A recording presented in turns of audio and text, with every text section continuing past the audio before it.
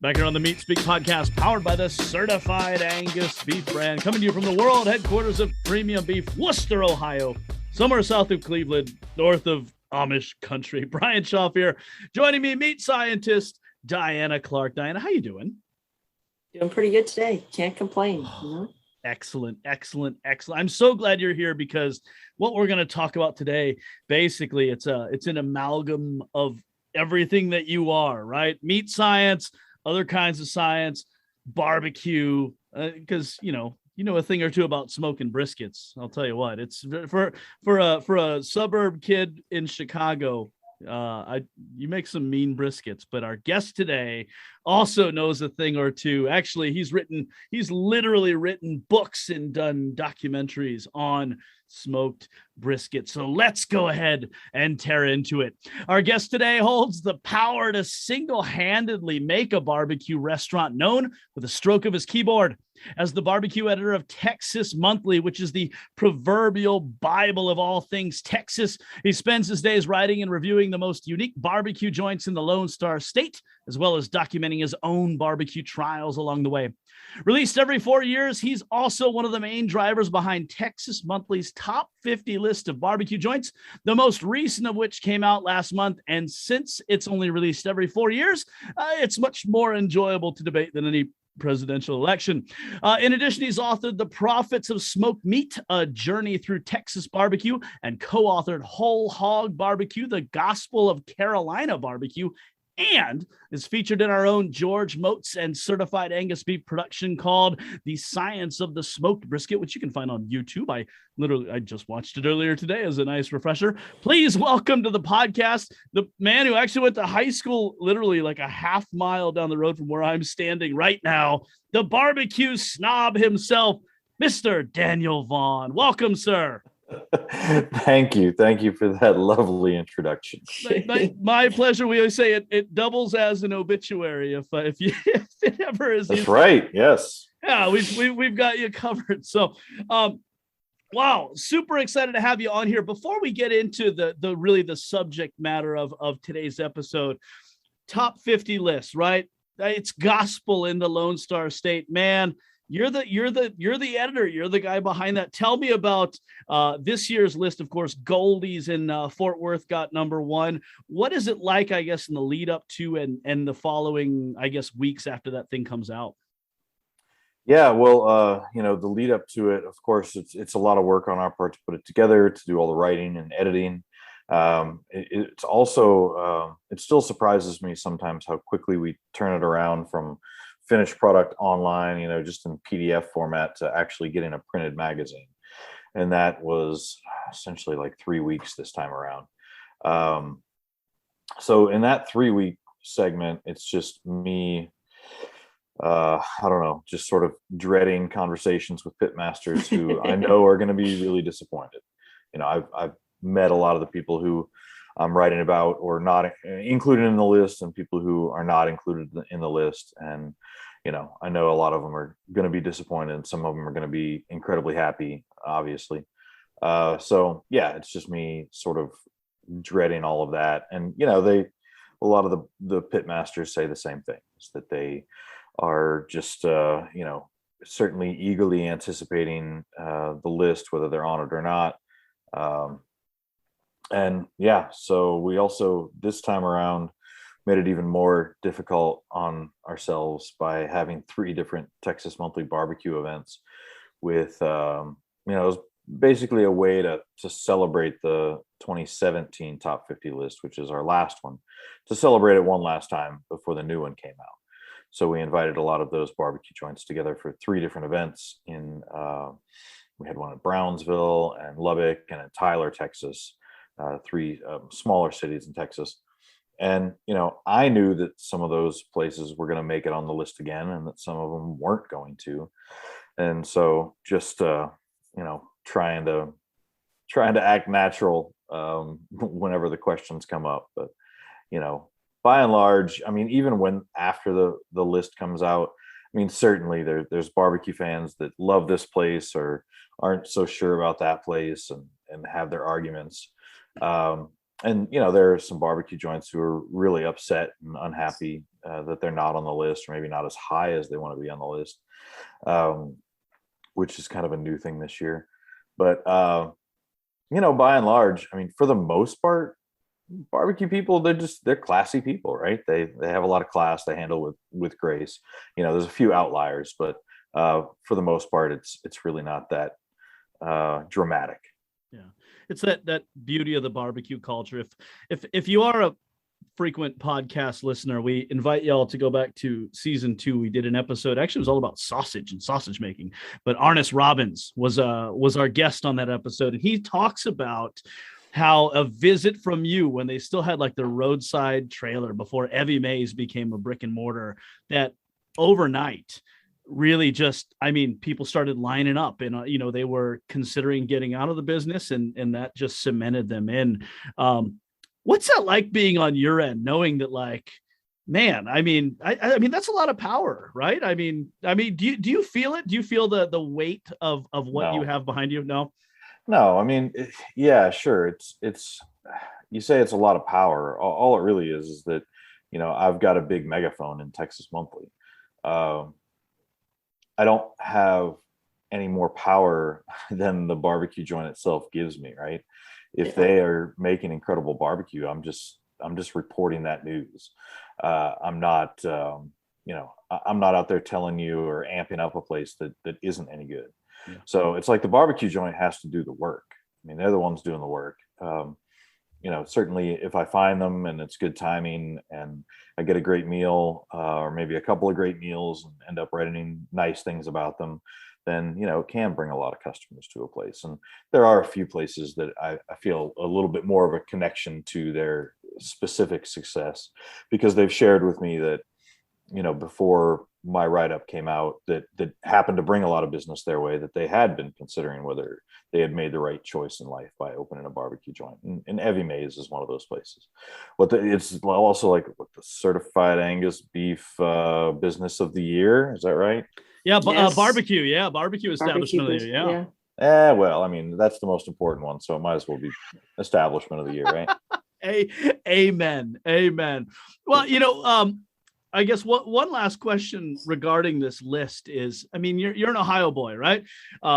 Actually, we're from the same neck of the woods, although I was a little closer to the Amish folk, a little south of Worcester than I think you were. But this idea of good barbecue and great barbecue, when you go around the state of Texas, I just was at the Jack Daniel's World Barbecue Championships a couple of years ago, and the judging is, I mean, everybody there is like an 8 or a 9 on a scale of 10. When you look, does the rest of the world understand what's happening in Texas? That there are great barbecue joints in that top 50 list, of course, but it's always even the ones who aren't in that top 50 that I know I've been to. I'm like, those are amazing too. I mean, does the rest of the world understand this?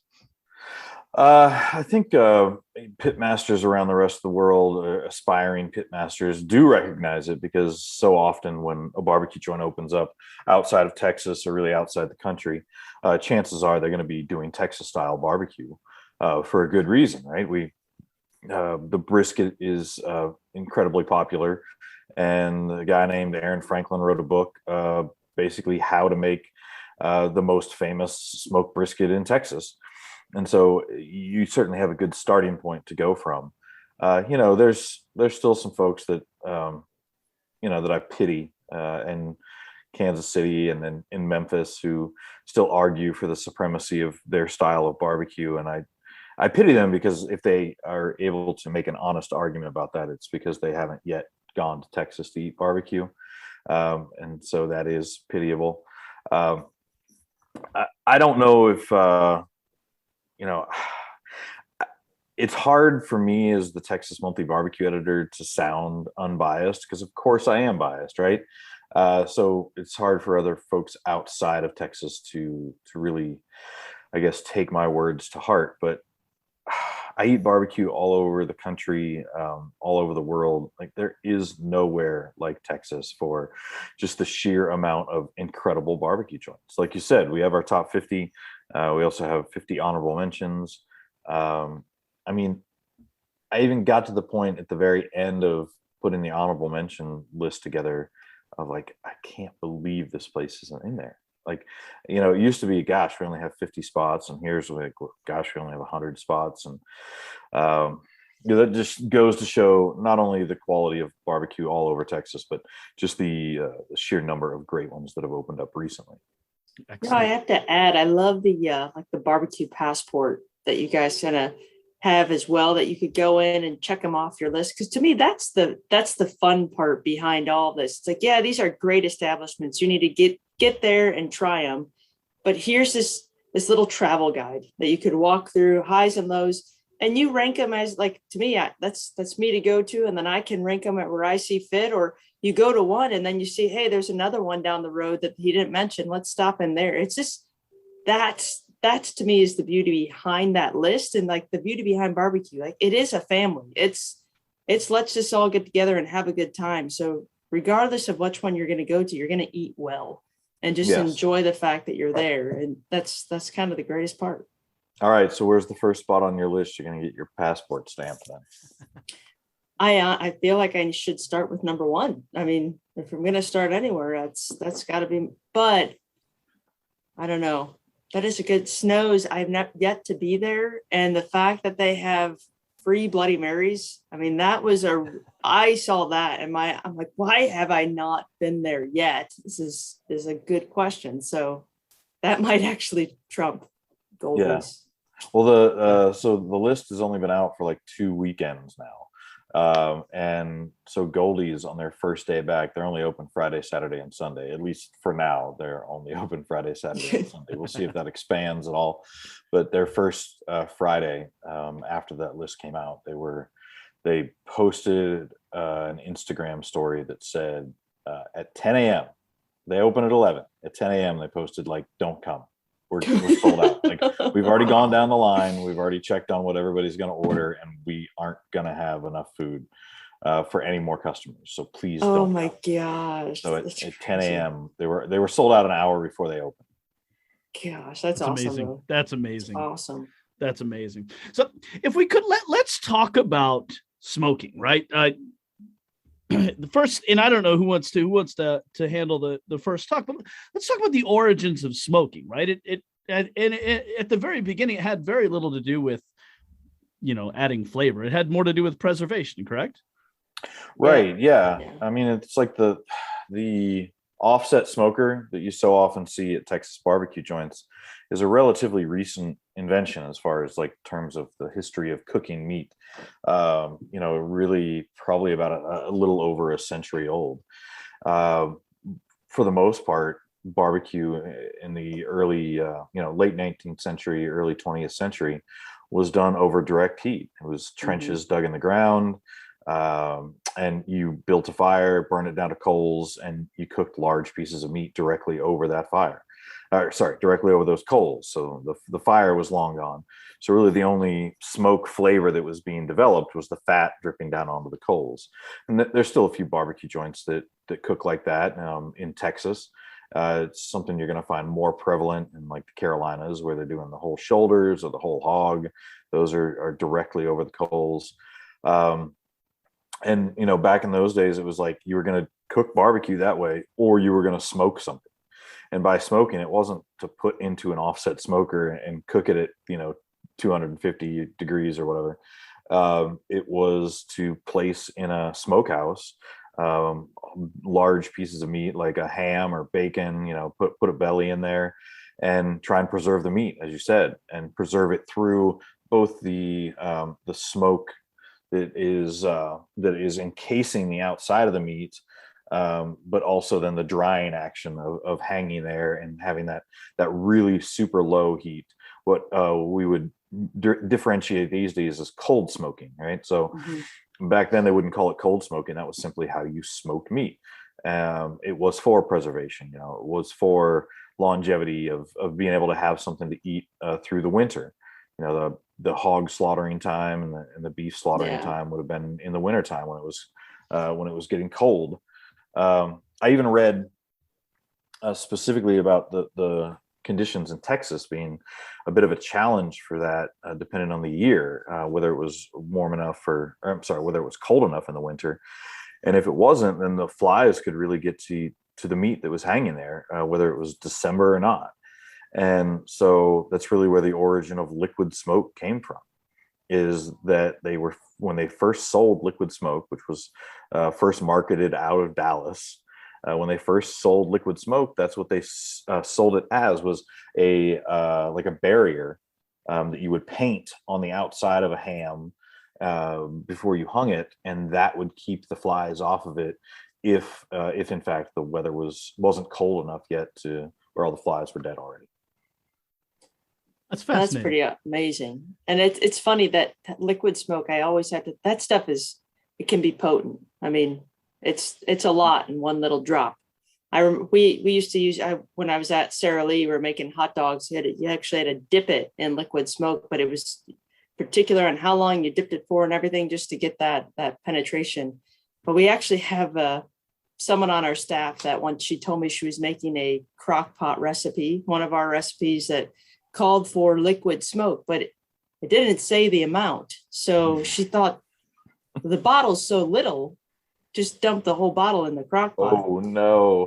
So she did that, goes to church, comes home, and she said her house, like, they couldn't get rid of that smell forever. Like, it was, she just said she hasn't touched liquid smoke since. I could only imagine how horrible that scene was walking into it. But yeah. And I mean, it is smoke particles. I mean, they burn smoke particles, and they essentially use like it's like an air conditioning system almost, the cooling tower, where you get water raining down through the smoke that's capturing these smoke particles that are coming up through, bringing it down into the water.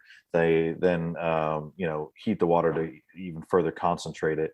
So yeah, that stuff is highly potent, highly concentrated. Yeah. And certainly I would never use it to cook with on its own, but for anybody who says that they never eat liquid smoke, like, do you buy barbecue sauce at the grocery store? You definitely do. Because if you do, then there's a very, very high chance that it has liquid smoke in it. Yeah. Like, it's not called hickory flavored barbecue sauce because they put like hickory chips in it.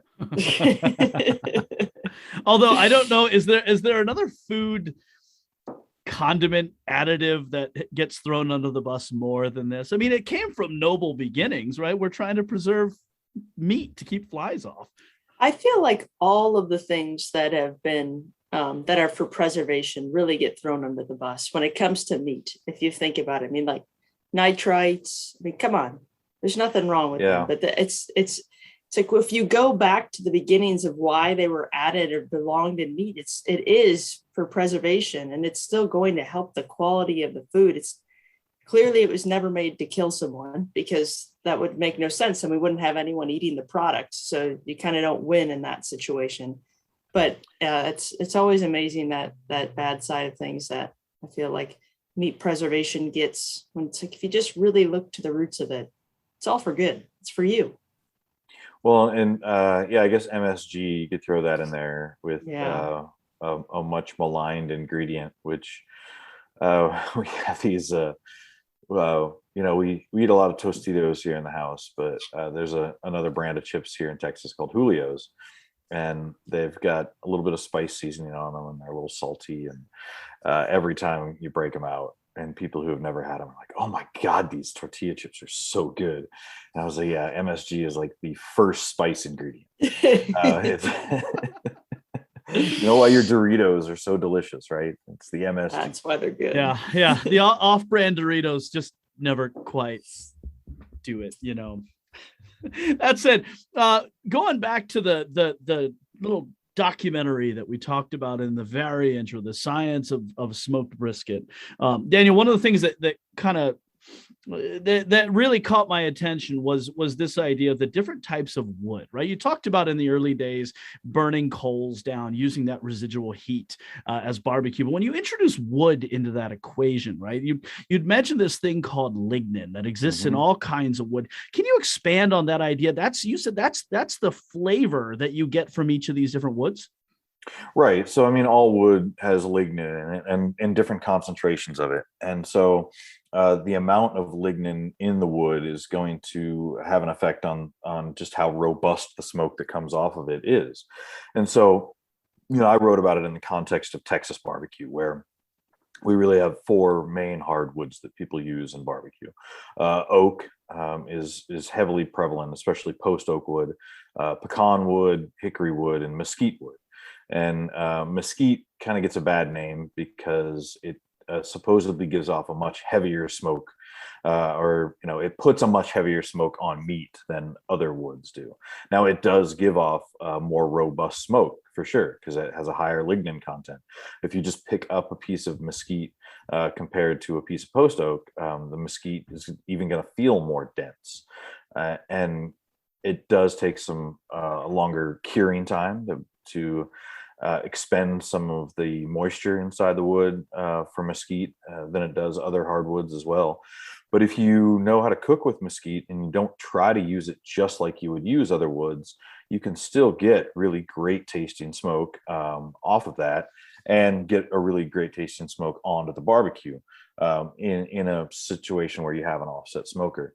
Now, in Texas, a lot of the times when people are cooking with mesquite wood, they're doing direct heat barbecue too, because of that high lignin content and that denser structure. It makes really great hot wood coals, good for shoveling right under the meat in some of the direct heat pits. But all these different places will tell you that maybe one wood tastes better than the other wood, and that's why they use it. And I am seeing that a whole lot more now in choosing post oak wood because it's become so popular in Central Texas. But as far as Texas barbecue's history goes, the reason you would choose a wood, one hardwood over the other, is simply because it grew prevalently wherever you were. And so you'd have hickory wood up in North Texas and pecan wood up in the Northeast, and you'd have post oak and other oak woods down in Central Texas, and mesquite pretty much everywhere west and south of San Antonio, because that's pretty much all you had. Now up in the Panhandle, it's kind of choose your own adventure because you got to truck it in anyway because there's no trees up there. And so you pretty much choose whatever you want to choose. And so for a long time, a lot of those places chose hickory wood. But you can get good barbecue out of each one of those if you know how to properly maintain a fire, and that you understand that a denser wood like a mesquite is going to give you a hotter fire. So if you try to build a fire with the same amount of logs of mesquite as you do with the logs of oak you would use to get a certain temperature in your smoker, then you're going to have a huge heat spike. And what an amateur cook is going to do in response to that is to close down the dampers, to close down the exhaust, and try and knock that temperature down. And instead, what you're going to do is create a bunch of dirty smoke because you've cut down all the, you've cut down all the fire. And so you don't have that ignition, and all you have is dirty smoke being created. So that's why when I'm cooking at home, I prefer to cook with just the vents all the way open, and certainly never close the exhaust off. If you close off the top of that exhaust, you're not smoking meat anymore. You don't have the airflow that you need to actually smoke the meat. So you're only going to get a big buildup of dirty smoke. Excellent. As we look at the top 50 list that just came out, and one of the general themes, and I thought you really addressed it really gracefully, and a state where there's so much history wrapped up in its barbecue. A lot of it is this sort of new wave of barbecue. You look at the guys, obviously Goldie's, Leroy and Lewis, Evie Mays, we already talked about. People who are in that top 10, how much of what they're doing is involved with this sort of understanding, this mixing or this sourcing of the different kinds of woods that aren't necessarily where they're at? I mean, is that something that they are taking into account, or is it still largely we're located here, so we use this wood? I would say that certainly we're getting there's far more barbecue joints who are choosing to use post oak wood, no matter where they're located in Texas or in the rest of the country, because Central Texas barbecue now has such a great reputation for really great barbecue, and that's what they use. So yeah, there are more places that are choosing to use post oak wood. Same goes with their beef choice too. There's so many more places that are, it's like 10 years ago for somebody to say that they're using certified Angus beef. It's like, oh man, big spender, huh? And nowadays it's like certified Angus beef. If you're serious about the barbecue you're putting out, something like a certified Angus beef or that upper 2/3 choice, that's like your baseline. That's like where you need to start from. And there's others who choose to use a prime product, and some who even use like some of the Creekstone stuff that's no hormones, no antibiotics.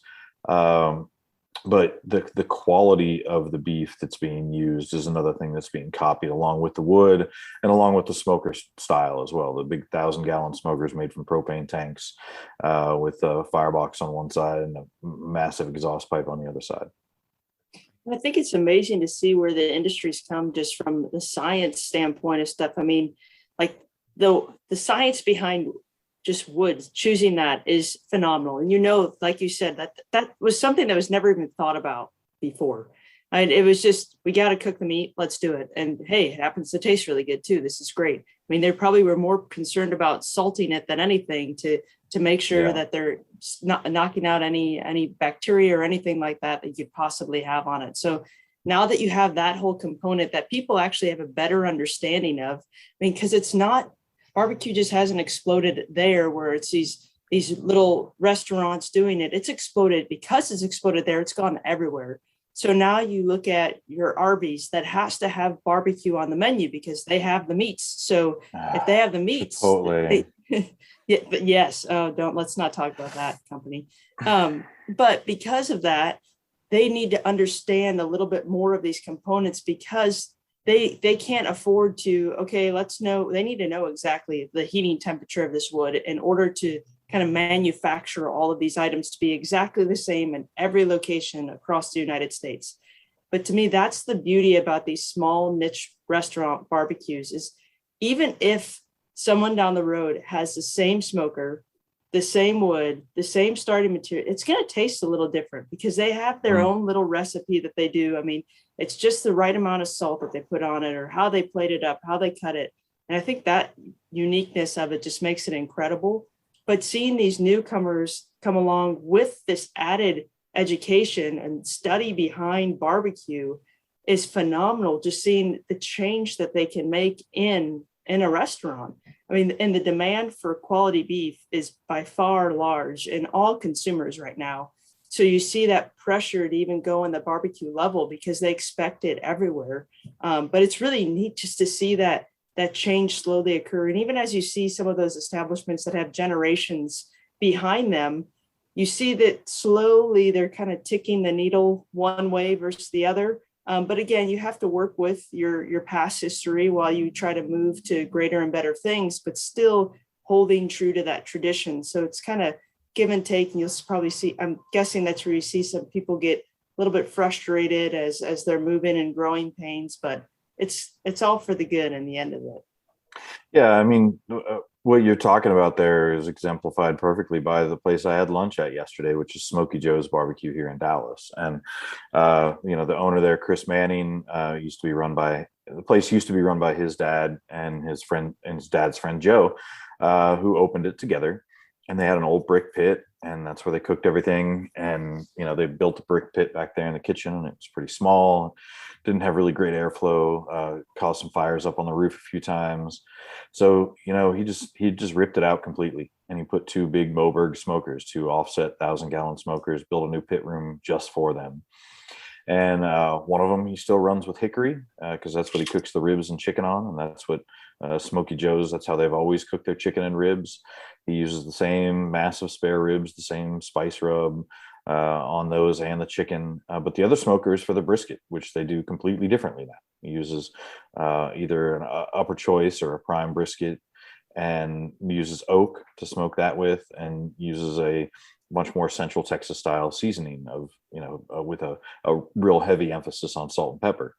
And so he still has the traditions. You still go into Smoky Joe's and you get the same ribs that they've always been smoking, that people loved them for. But you also are able to get some really great sliced brisket too, which is something that up until a few years ago didn't really exist there. And so he's found a really good balance between those two. And I don't think that's anything to be afraid of. These places that want to try and improve what they're doing, and try and follow what some of the other popular spots are doing. Like, what other restaurant type, what other cuisine doesn't do the exact same thing? Yes. Yeah. But you'd mentioned like the the wood, like the hickory. Like, I was talking to Chris Manning there, and he said that when we had the freeze back in February, Mhm. that all these places, all these people, all these homeowners were just searching everywhere they could for firewood, and they bought up all the firewood, and that it took several months after that massive buy up of all the firewood for any of their wood suppliers to actually have seasoned wood. So Dang. all the wood that they got delivered was wet wood, still green, still a lot of moisture content. And if anybody is listening who's unfamiliar with the challenge of that, it's that the wood itself can't ignite. It's not going to burn until it is able to release all of the steam, or release all of the water within the wood as steam. And so until that steam is released, you're not going to really get good ignition of the wood. And so for the most people who are running a barbecue joint, they have a wood supplier that supplies them with wood that's already been aged, has sat out, and has been able to dry out some.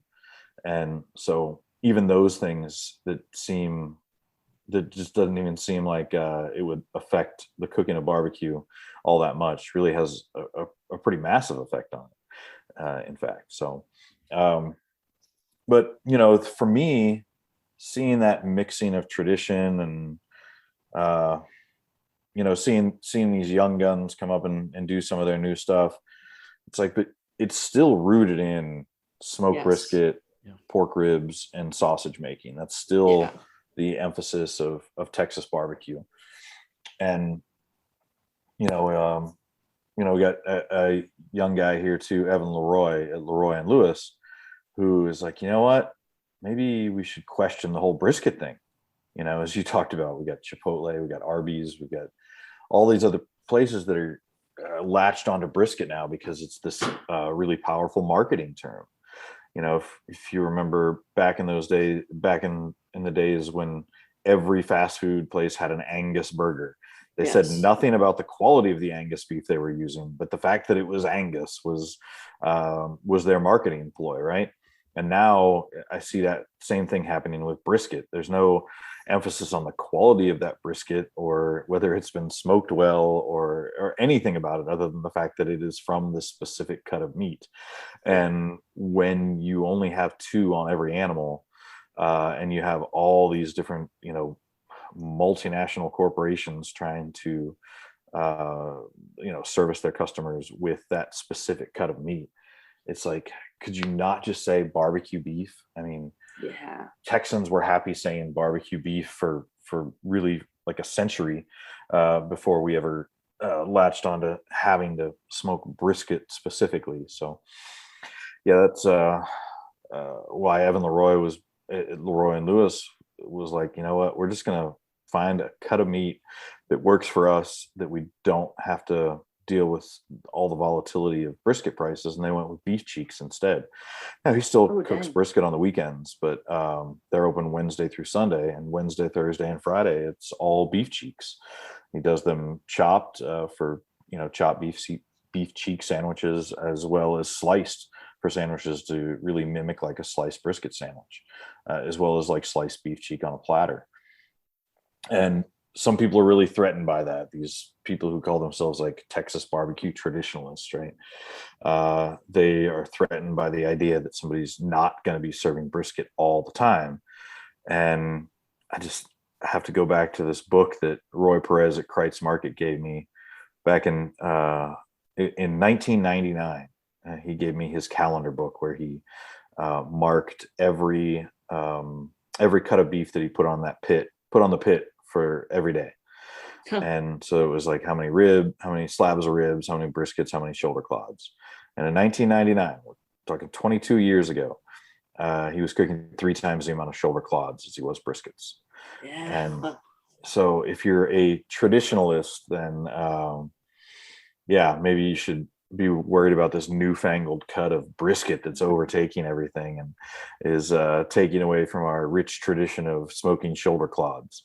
Except I never hear that argument. So, well, it's funny because we just had a proper pig down here, and they were kind of going through the same conversation of, the brisket prices, they're rough, and sometimes we more need to worry about feeding the masses than anything. Because a lot of times, barbecue here in Ohio, as you know, it's people love it, but sometimes you're living more on catering events and weddings and everything rather than just having that following of people coming for the weekend. So it's how can we do this? And they have a food truck as well. So just properly keeping that to move around. So mainly they need a chopped beef sandwich is what it comes down to. And you could have a fantastic chopped beef sandwich without brisket, and you're still getting the smoke off of it. We sell, I realize, because when we're at the culinary center, we break down a lot of sides of beef, and you can throw so much in the grinder and give it away as ground beef like that is, but people can only eat so much ground beef, and it's not the summertime. They really don't want it as bad as they do in the wintertime, but we have this fantastic smoker. I could take the same cuts that I throw in the grinder and throw it in the smoker and cook to the point where it just shreds. And there we go. We have amazing smoked shredded beef for anyone to utilize. Great to reheat. So there's just so many applications around that. And so I'm glad that they're looking elsewhere and not getting so hooked on. I get when people are complaining about beef prices, I get that they're high, but everything's high. Any meat that you look at, anything is high right now. So it's, how do we work around that and still utilize the animal appropriately versus just getting upset about it and paying more for brisket? Well, and that's the roughest part about the brisket prices right now is it's still like one of the cheapest cuts of meat you can get. It is. Every other cut of beef is just a lot more expensive. So it's like, well, what if we use chuck?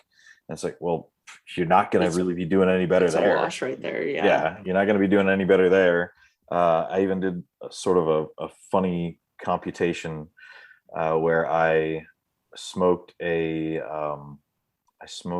boneless New York strip, just a whole strip loin. Smoked a whole strip loin to medium rare, and basically took its cost per finished ounce versus the cost per finished ounce of a brisket, right? Because brisket, there's a lot more trim involved, there's a lot more loss. You're cooking it way beyond the medium rare point, right? You're cooking it to where you've got a ton of moisture loss, and it was almost a wash of just of serving New York strip instead of serving brisket. I was at all right, so I'll admit this. I went to the American Royal, and I really wasn't all that hungry for barbecue by the end of the day. So I wanted to go. So I wanted to go eat anywhere else, anything but barbecue for dinner. And I went. I'm looking at all these chain restaurants. It's like out there where the Royal is. It's out by this speedway. And there's nothing out there other than a chain restaurant. It's Chili's and Hooters, and like that's what you've got to choose from, right? So it's like, Red Lobster, like they have lobsters, right? Yeah. They're real, right? Yeah. I can just go in and get a lobster. So I go in, I ask what the market price is for this £1.25 lobster that comes with 2 sides and of course the cheddar bay biscuits. And the server's like, it's $32. Man, there's a lot of barbecue joints that are charging that for smoked brisket right now. And that doesn't include the 2 sides and the cheddar bay biscuits. So maybe we all just need to be looking to lobster to smoke instead. Smoked lobster. So, Yeah. so, But so, and I do want to add into the fact too that the other really big challenge with the brisket prices um, is really not just in overall beef prices, but in overall meat prices. All the meat prices are much Yes. higher, and even if Texas barbecue joints were paying a premium for really great brisket like 2 years ago, they still, the economic landscape was different back then. People weren't going to have it if you actually needed to charge what you should charge to be profitable for brisket, right? Nowadays, the barbecue joints are like, whatever, I'm going to charge whatever I need to because I'm going to go out of business if I don't. Yeah. Back then, they were much more conscious of keeping the prices as low as they possibly could for a pound of brisket. And so what would they do, right? They can't make any money on brisket, but we can elevate the price a bit on pulled pork and on turkey and on chicken and sausage and ribs and all these other things that you can get much more cheaply. Well, now all the prices on all those things have raised too. Yeah. And so you can no longer get your lost profit from brisket out of these other items by just elevating the price a little bit. You just simply got to go up to your whatever, $28 a pound, $30 a pound for brisket that you need to charge in order to make a profit just from that, because you're not making it up anywhere else.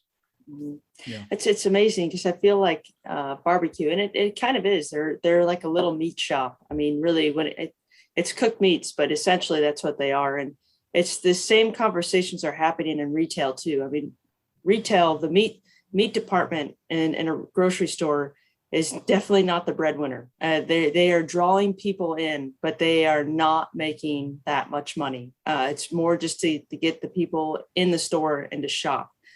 So it's the same thing where maybe we could get a decent buy on beef, but we'll make more money when people also add something else to the cart or just really draw them in on this. And so now they're facing those exact same challenges of like, okay, well, we got them into the store, but can we get them hooked on anything else? And it's kind of crazy to see that throughout the industry, that people are struggling with that same thing. And that's the curse of Central Texas style barbecue of sliced meat on a platter.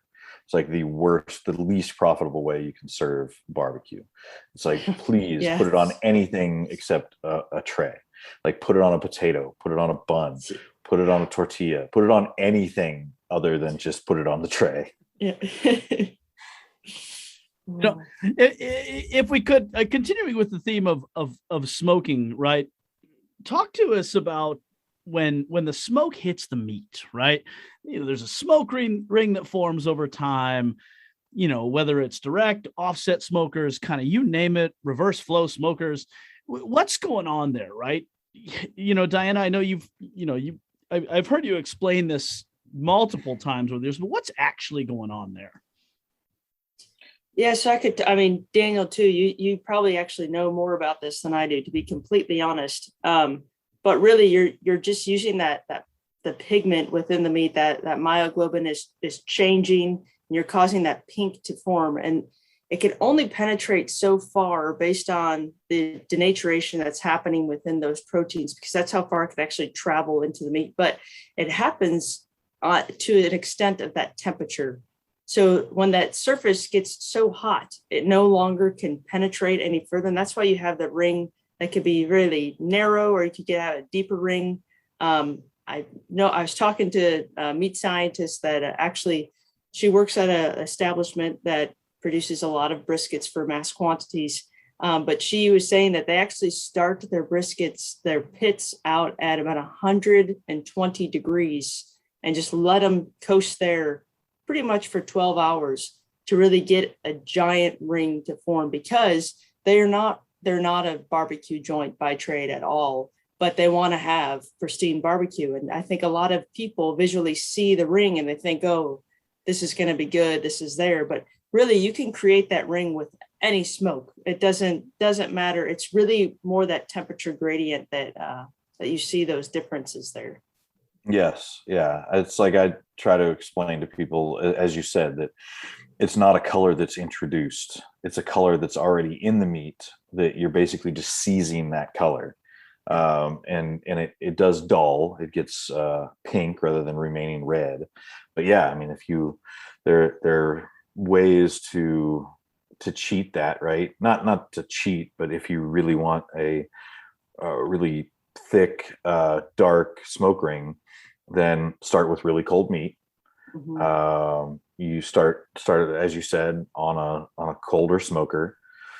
So the rotisserie smokers that you can just set temperature, like a lot of people set those to like 225 almost all the time. If you go into a place that's using a rotisserie smoker like that, you're going to get a better smoke ring because it stays at that low temperature for a longer period of time. You can smoke with wood that's got more bark on it because it produces more of the compounds in the smoke that bond to the meat that are able to seize that myoglobin color. And yeah, so you can do all these different things to make sure you've got a really great smoke ring. But one of the trends or overarching trends really in Texas barbecue is cooking hotter, is cooking more at like 275 in the offset smokers. And that does produce a less pronounced smoke ring. But, you know, and also really the emphasis on burning a really clean fire. You are producing less of those volatile compounds out of the smoke. More of them are burning up before they make it into the cook chamber. And so there are fewer of those to really latch onto the meat as well. So for both of those reasons, I think a lot of the newer barbecue joints, especially the ones that are cooking a little hotter, don't give you that more pronounced smoke ring. But yeah, I think you were looking for the word nitrosomyoglobin. So that is when That's the exactly nitric oxide replaces the oxygen in the myoglobin molecule and seizes that red color. And I'm reading directly from my notes on an article that I wrote like 5 years ago about it. So it's on the tip of my tongue. Yeah, exactly. So I've got the cheat sheet right here in front of me. I knew it. And yeah, you can do the same thing with carbon monoxide too. If you Which yeah, let's not try that one. Do not try this at home. Yeah, don't do that. We're already playing with fire here, so we don't need to do any. We don't need to make it any worse. Oh goodness. Outstanding. I'll tell you what, as we are approaching kind of the witching hour when we need to put a bow on this, Daniel Vaughn, I would be remiss if I didn't ask you a couple questions here before we roll. The first, right, as the editor of Texas Monthly's barbecue section, we like to get a good friend of ours, a past podcast guest, he made this case of their goal in their restaurant is not necessarily to be quote unquote the best, right, on these lists or, beard awards, all these. They want to be people's favorites, right? And so I won't even ask you to talk about your favorites in Texas, but if you are an outsider coming to Texas looking to eat barbecue, I guess, are there three joints that you can showcase to say, you know what, if you eat at all three of these, you're going to get the Texas barbecue experience? Yeah, sure. Well, I mean, yeah, I did have a favorite. It was Goldie's. And it can't be my favorite anymore because I can't go there for a while now because it's like but for does that ever make you like not want to put it as a favorite because you're like, no, man. It would never make me want to do that. It would never make me want to do that. I know of people who find a great place and don't want to tell anybody about it, but I mean, yeah, the best way to tell a barbecue joint owner that you don't care about them or their livelihood is to say that you want to keep them a secret so you don't have to wait in line there. So yeah, Goldie's was my favorite there for a little while because I could just go over there. It's just like 45 minutes from my house. And so I could just run over to Goldie's and I would get there at 11 o'clock when they open. And I was second or third in line and walk right in and get my big tray of barbecue. So it was no surprise to me that when they made number one, that it was a huge surprise to a lot of people because I knew that a lot of people had not heard about this place yet. So they didn't really start off with the biggest bang. They opened in February of 2020, quickly shut down to become a takeout only business before they ever built up a following. And we're really just starting to build a following when we named them number one. So Okay, so with all that out of the way, I'm going to give you more than three because I'm going to give you a few different reasons for these. Like, Yeah. So for like overall experience going to Truth Barbecue in Houston, I mean, it's a beautiful place to eat barbecue. They have a line, but it is very efficient. They have a lot of cutters. They have incredible barbecue. They also have incredible specials, incredible specialty items like a brisket boudin or a burnt end brisket boudin. They do whole hog on Saturdays in the like a sort of hybrid North Carolina, South Carolina style, which is just amazing. They've got incredible desserts and sides, and the dining room's great, and their sauce is awesome. And they've even got this lime cucumber agua fresca thing going on, which is awesome. So yeah, it's like a full experience. Like, it's just an incredible place to go for like that classic Central Texas experience, going to Louis Miller Barbecue in Taylor. There's not many places that really match that. Like, if you want, like, what does a small town Texas, like legendary Texas barbecue joint look like? Yeah, that one's gonna be the one. For that special occasion, going to Snow's Barbecue, like there really isn't. There's no place that is like more exciting. There's so much buzz around Snow's Barbecue on a Saturday morning, which is the only morning they're open. It's honestly gotten like to the point of almost being like a circus these days. It's just so massively popular. But for good reason. Go and get an incredible platter of barbecue and see Miss Tootsie at work, and Clay Cowgill back there cooking the briskets and the pork ribs. So, and you get the free Bloody Marys, and like they've even got a whole building built just for the merch and like bathrooms outside. They built a new facility just for shipping that's got like a freezer and a cooler and storage for all their other coolers and their vac seal machines and all that. So and then here I'm going to go back to Fort Worth and talk about how cool it is to go to a place like Panther City Barbecue and be able to get that real Tex-Mex feel to the barbecue as well as the classic barbecue. So you get things like the brisket elotes, brisket tacos, and then these pork belly poppers, which is half a jalapeno filled with cream cheese with a big chunk of pork belly burnt end and then wrapped in bacon and then smoked. And so the bacon's crispy, the pork belly burnt underneath is like meltingly soft, and then you get a little bit of heat from the jalapeno. They take out all the seeds and everything, so it's not too much. But being able to get that full meal there, and they've got the bar next door, so you can get a drink either while you're waiting in line or with your meal, either one. That's a really cool place to go. And then here in Dallas, because it's so close, it's only open Thursday and Friday and the first Saturday of every month. But Cadillac Barbecue is one of those rare places where you can go, and I can't recommend what to get because it's all fantastic. So it's like you're not going to be disappointed with anything. There's usually, for most barbecue joints, it's like, they're a little weak here or there, like maybe skip that part, and that just doesn't exist there. That's awesome. I love that. From the man himself. There's your passport, Diana. Boom. I know. That's Done. It's right. That'll get you a few stamps right there. Done. All right. Last question to appease our social media guru Paige, who handles all of our promotions and social media stuff. She's a millennial, right? I don't deal in these things. That said, Daniel Vaughn, editor of Texas Monthly, the barbecue editor, I should say, specifically cut of meat. If Daniel Vaughn is picking out a cut of meat, well, let's go ahead and cross off brisket right here, because there's so much of that running around. I'm not going to pick a brisket if I'm cooking at home. I got great ones 10 minutes that way and 10 minutes that way. Like, well, I'll tell you, what's your cut of meat? What are you cooking? Well, I mean, is some beef company sending me whatever I'm asking for? Because if so, I'm getting a ribeye cap. I know a meat scientist who can make that happen. Yeah, I mean, I'm going to ask for a ribeye cap. That's Nice. I mean, for Christmas, I usually get a whole ribeye, so that I can take the ribeye cap off, cut down, trim around the eye a little bit, save all that's such great fat there.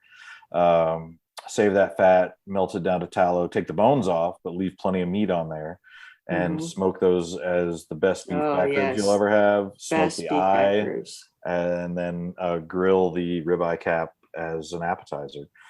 And that right there is like that's heaven for me. That is incredible. If I'm cooking at home, though, I'm more likely to go get a New York strip, because when I cook at home, I like to just serve it already sliced, and so you don't need a steak knife to eat at my house. It's already sliced up, and the portioning on a New York strip works really well. And it is the cut that I pretty much only buy prime of, though.